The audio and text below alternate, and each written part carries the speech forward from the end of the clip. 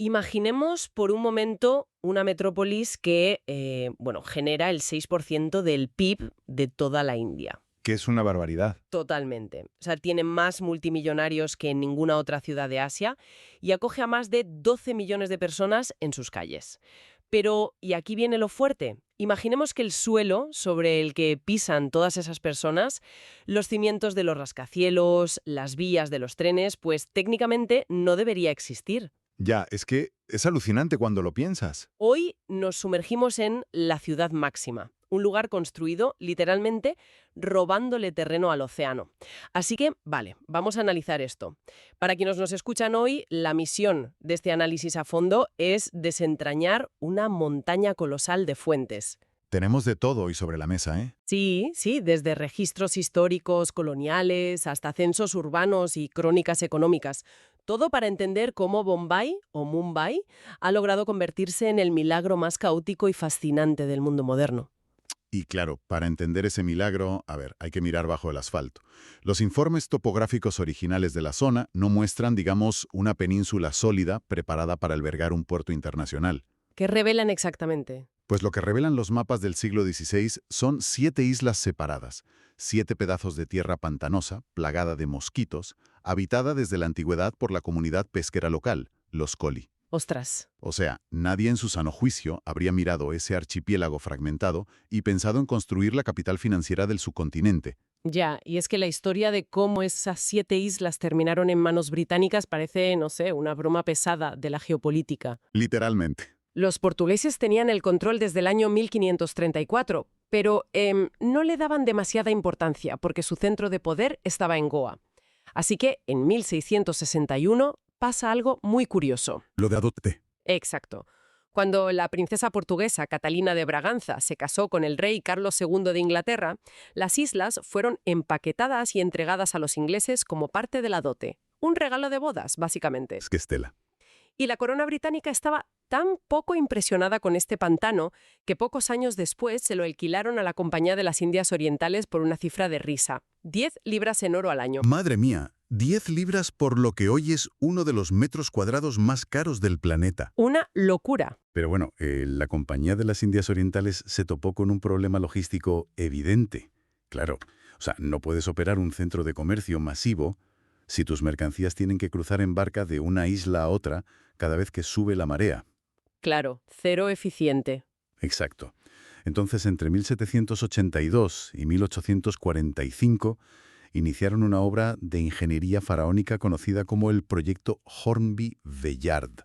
Donde Vellard viene de barrera, ¿no? Eso es. Viene del término portugués para un vallado o dique masivo.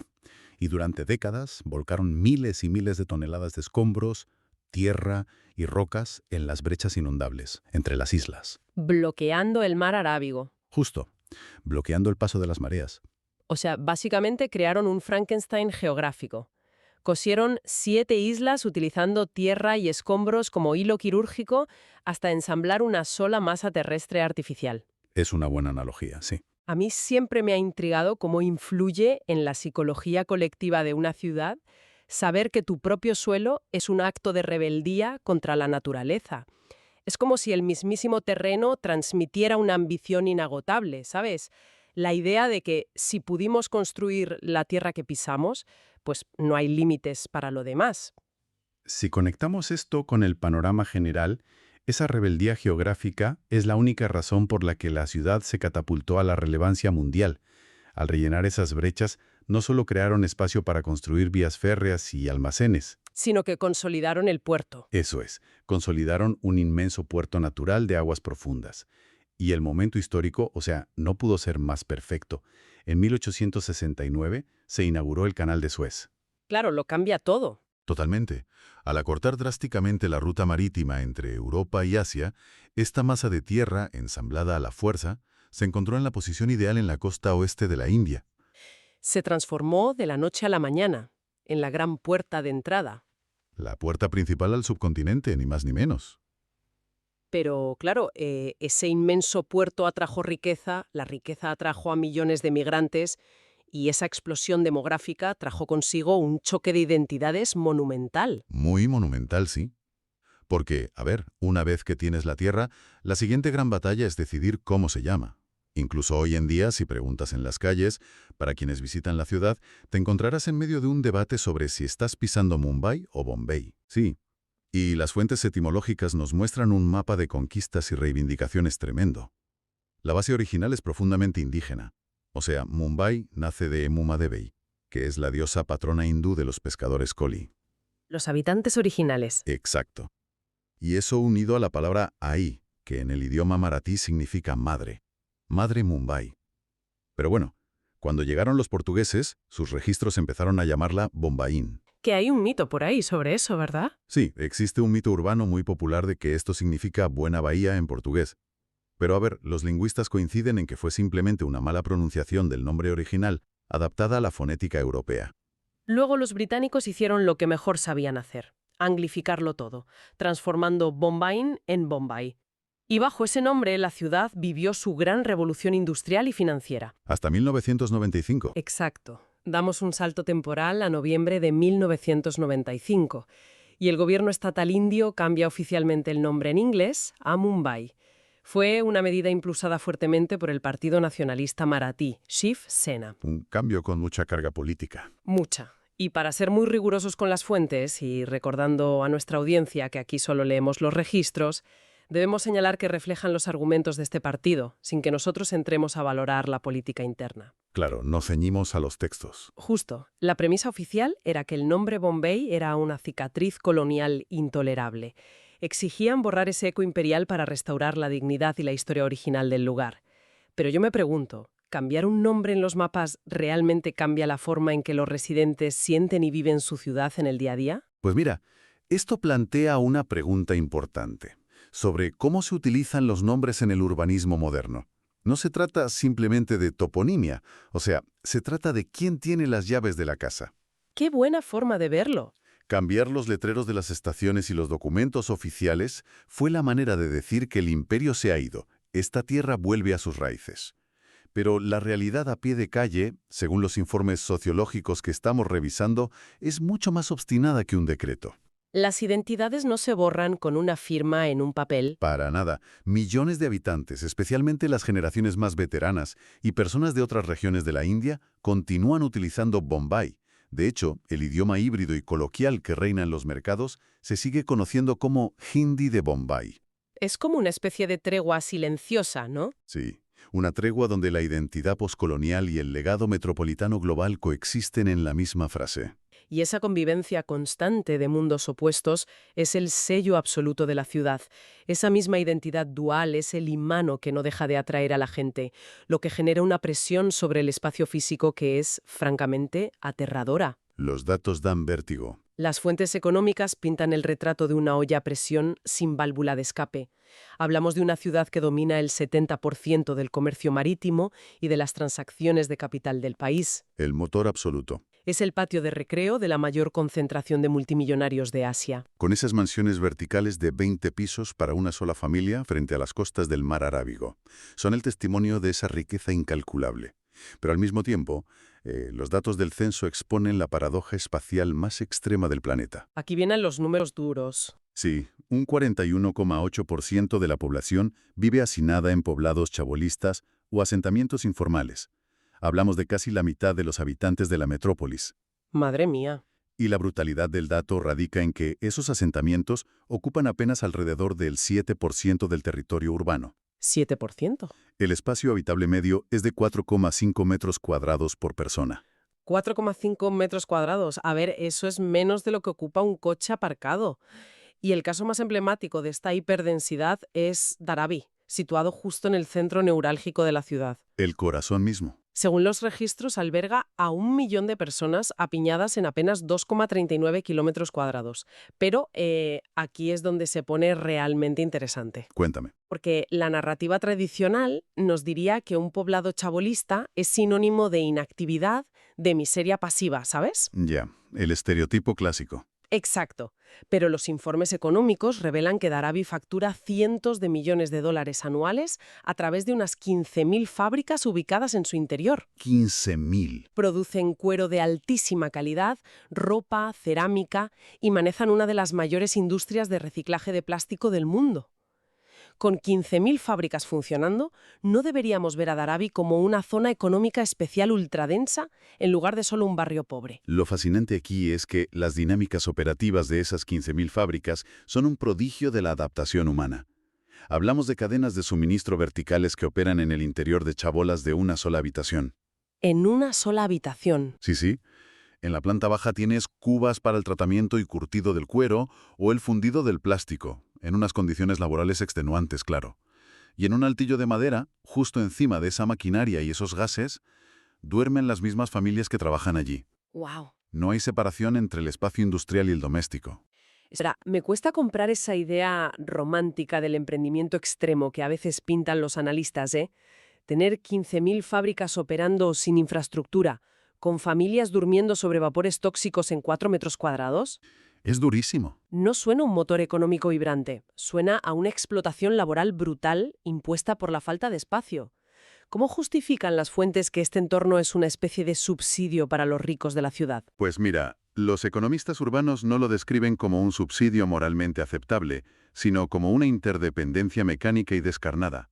La desigualdad en Mumbai no consiste en que los ricos ignoren a los pobres. Entonces, ¿en qué consiste? Consiste en que la ciudad rica necesita desesperadamente el trabajo barato que se genera en ese 7% del territorio. Toda esa gigantesca fuerza laboral informal limpia los rascacielos, procesa los desechos del consumo desmedido, fabrica bienes a un coste ínfimo. Claro, son los cimientos invisibles. Exacto. Proporcionan los servicios diarios. Si se eliminara el trabajo de esos asentamientos hacinados, las operaciones financieras globales y el estilo de vida de los multimillonarios colapsarían en horas. Es una simbiosis, pero una simbiosis despiadada. Y el hilo del que cuelga esa simbiosis es la movilidad. O sea, embutir a más de 12 millones de personas en una pequeña porción de tierra robada al mar y hacer que la clase trabajadora viaje de los poblados chabolistas a los distritos financieros todos los días, eso exige desafiar la física. Totalmente. Y el sistema que asume ese reto diario es la red de trenes suburbanos, conocidos coloquialmente como los locals. Famosísimos. Transportan a más de 6 millones de pasajeros al día en rutas que funcionan como arterias norte-sur. Y ojo a esto, las métricas de capacidad han forzado a los ingenieros de transporte a acuñar un término oficial terrorífico. Uy. Se llama Super Dense Crash Load, algo así como carga de aplastamiento súper densa. Madre mía, solo el nombre ya da claustrofobia. Y los números detrás de ese término son espeluznantes. Las especificaciones de los trenes de 12 vagones indican una capacidad máxima diseñada de unas 1.700 personas, ¿no? Sí, esa es la teoría. Pues en horas punta, el recuento real alcanza casi los 4.500 pasajeros. Eso se traduce en 14 o 16 personas embutidas en cada metro cuadrado de vagón. Es que físicamente cuesta imaginarlo. La dinámica es tal que, si necesitas salir en una estación, no puedes simplemente caminar hacia la puerta. Tienes que colocarte estratégicamente minutos antes para que cuando se abran, la simple presión neumática de la multitud intentando salir y entrar te expulse físicamente hacia el andén. Te escupe el tren. Tal cual. Los trenes no tienen puertas que se cierren por diseño y necesidad. La gente va literalmente colgando hacia afuera, agarrada con una sola mano. A mí me parece que los trenes son el sistema circulatorio de Mumbai, bombeando a millones de personas al sur cada mañana. Pero cuando llegan los monzones, el sistema sufre una trombosis total. ¿Cómo convive una ciudad moderna con esta vulnerabilidad estacional crónica? Es un flujo continuo que no perdona errores. A ver, imagina tomar esa maquinaria logística operando al triple de su capacidad y arrojarle encima el clima tropical de la costa india. Catástrofe. Cuando llegan los monzones, entre junio y septiembre, la vulnerabilidad de esta topografía artificial, que es increíblemente plana y está construida casi al nivel del mar, queda expuesta. Claro, no hay a dónde drenar. Fue lo que podríamos comparar con un reloj suizo inundado de barro. Las piezas intentan moverse, los engranajes están todos ahí, pero el agua bloquea todo simultáneamente y la maquinaria entera revienta. El informe sobre las inundaciones de julio de 2005 es el ejemplo perfecto de ese reloj reventado. Cayeron 944 milímetros de lluvia en un solo día. Una barbaridad. Para que la audiencia se haga una idea, eso es rozar 1 metro de agua vertida sobre la ciudad en 24 horas. La parálisis fue absoluta. Cientos de personas perdieron la vida y la economía sufrió un golpe de más de 1.000 millones de dólares. Y el gran culpable de que el agua no tuviera a dónde ir no fue solo el cielo, sino la mala planificación urbana de las últimas décadas. La ciudad tiene vías de escape naturales, como el río Miti. Que funcionaba como desagüe, ¿verdad? Tradicionalmente sí, era el gran desagüe hacia el mar Arábigo, pero años de desarrollo inmobiliario descontrolado, vertidos industriales masivos y la invasión de las orillas por chabolas informales, pues han ahogado el río. Lo convirtieron en una alcantarilla. Una alcantarilla atascada. Tras el desastre de 2005, el gobierno lanzó planes drásticos de mitigación, ensanchando cauces e intentando dragar toneladas de plástico y fango. Esto subraya cómo, en una megaciudad ganada al océano, gestionar el sistema de alcantarillado no es una tarea de mantenimiento aburrida. Es supervivencia. Es literalmente la principal defensa contra el colapso total frente al cambio climático. Tras revisar las fuentes sobre estos niveles de aplastamiento en los trenes, las inundaciones catastróficas y vivir hacinados en 4 metros cuadrados, pues la pregunta que surge de manera natural es ¿por qué quedarse? ¿Por qué seguir aguantando esta fricción extrema? Es la gran pregunta, sí. Las crónicas culturales que tenemos aquí dan una respuesta muy clara, porque de esa misma fricción, de ese roce constante entre millones de personas de diferentes estados, lenguas y religiones, nace un motor cultural que no tiene igual en toda Asia. El magnetismo cultural compensa el desgaste físico. Estamos ante el hogar indiscutible de Bollywood, la industria cinematográfica en hindi. Que mueve montañas. Es una máquina de crear sueños y tendencias que influye en miles de millones de espectadores a nivel mundial. Operan desde gigantescos estudios en los suburbios que contrastan radicalmente con los poblados chabolistas. Pero la cultura no se limita a la pantalla de cine, ¿eh? Las calles mismas son un escaparate. Y el escaparate arquitectónico es fascinante. Caminas por la zona colonial y tienes joyas del neogótico victoriano, como la estación Chhatrapati Shivaji Terminus. Preciosa. Con sus arcos ojivales y gárgolas parece una catedral europea, pero está coronada con motivos tropicales indios. Y a pocas calles de allí encontramos el dato que más me sorprendió de toda la investigación. A ver. Mumbai posee la segunda mayor concentración de edificios Art Deco del mundo, solo por detrás de Miami Beach. Fíjate. Y el origen de ese Art Deco explica perfectamente la ambición de la ciudad en los años 30. Los prósperos comerciantes de algodón indios amasaron fortunas con el comercio marítimo. Salieron a ver el mundo. Exacto. Viajaron a Londres, a Nueva York, a Miami y regresaron cargados de catálogos y revistas de arquitectura moderna. ¡Qué maravilla! Al construir cines de líneas aerodinámicas y bloques de apartamentos color pastel frente al paseo marítimo de Marine Drive, la emergente burguesía india no estaba copiando el estilo del ocupante británico. Estaba eligiendo un estilo internacional, proyectando una imagen de modernidad global antes incluso de la independencia. Entonces, ¿qué significa todo esto? Tenemos arquitectura victoriana, cines Art Deco, la factoría de sueños de Bollywood y la brutal realidad del hacinamiento masivo. Con una riqueza tan grotescamente polarizada, parece que no hubiera terreno común. Y sin embargo lo hay. Sí, las fuentes apuntan unánimemente hacia una tradición desarrollada a lo largo de décadas por los vendedores ambulantes que logra cruzar todas las barreras invisibles. La comida callejera. Totalmente. El vada pav, que es esencialmente un buñuelo de patata picante dentro de un panecillo, o el pav bhaji, un puré de verduras especiado. Podemos afirmar, basándonos en la sociología de la ciudad, que la cultura alimentaria es el único ecosistema en toda Mumbai donde el banquero de inversión de los rascacielos y el trabajador que recicla plástico en Dharavi comparten el mismo espacio en igualdad de condiciones. Totalmente. Los antropólogos urbanos destacan que la comida callejera no es un simple capricho culinario, ¿eh? Es la infraestructura emocional de Mumbai.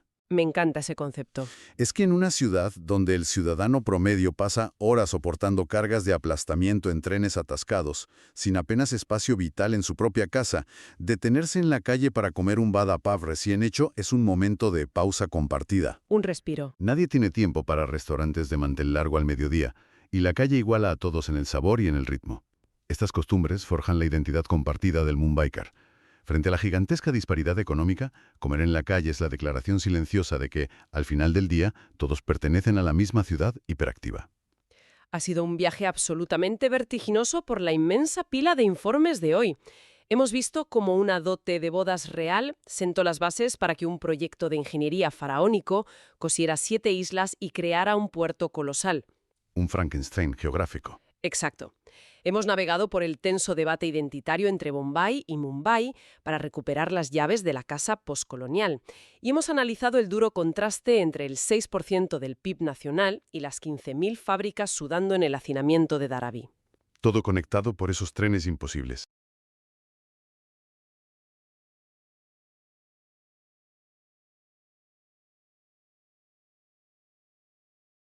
Y tras abarcar todo esto, hay una última reflexión que se extrae de revisar el presente y el futuro en las crónicas de planificación urbana. Una ironía profunda sobre el tiempo, el mar y la identidad. A ver. Hablábamos al principio de los pescadores Collie, los habitantes originales cuyas redes se lanzaban desde aquellas 7 islas primigenias. ¿Sí, Mumbadevi?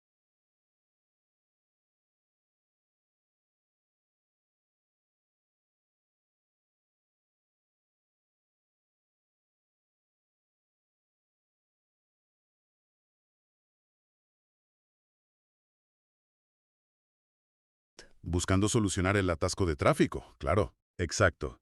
Mientras Mumbai siga expandiéndose desesperadamente hacia el mar para resolver su falta de espacio y construir hacia el cielo, nos deja una inquietante pregunta para el futuro. ¿Cuál? ¿Podrá este gigante de asfalto proteger su alma original y a sus primeros habitantes del implacable avance del progreso urbano?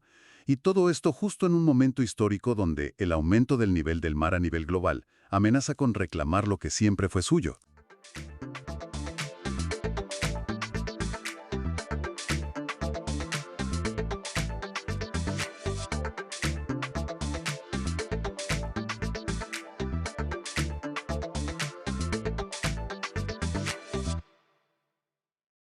Imaginemos por un momento que la civilización moderna entera, desde las aplicaciones bancarias que llevamos en el móvil hasta el concepto mismo de individuo e incluso el idioma de todo un país, pues que todo eso fue diseñado en su mayor parte por un pequeño grupo de comerciantes. Comerciantes que además estaban totalmente obsesionados con la contabilidad, fíjate. Exacto, y unos comerciantes